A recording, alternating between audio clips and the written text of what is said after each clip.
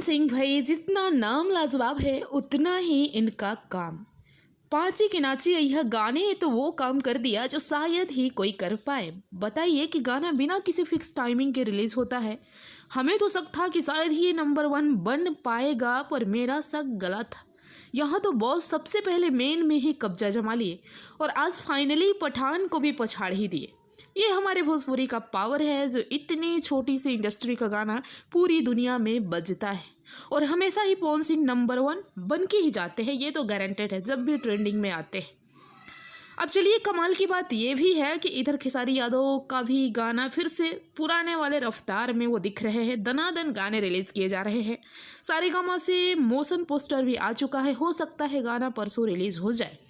अब ट्रेंडिंग में तो आएगा ही और नंबर 1 की कुर्सी के लिए होड़ मचेगा ही। वे वर्सेस सारेगामा।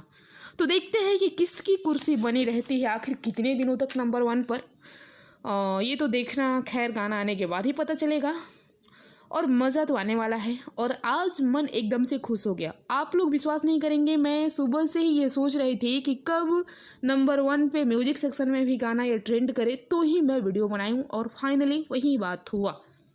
शायद कुछ लोगों ने ही ये क्लिप सुना होगा कल का, जो पवन जी ने बोला कि 4 तारीख को ही इस गाने को शाम को रिकॉर्डिंग की गई थी। रात में प्रियांशु ने मिक्सिंग किया और पवन सिंह बोले कि इस बार कुछ नया करते हैं, बिना टीजर के गाना डायरेक्ट छोड़ते हैं। और देखा, कमाल हो गया। ये कहीं ना कहीं उनको अपने चाहने वालों के प्रति कितना विश्वास है फैंस के ऊपर, इस चीज़ को दर्शाता है।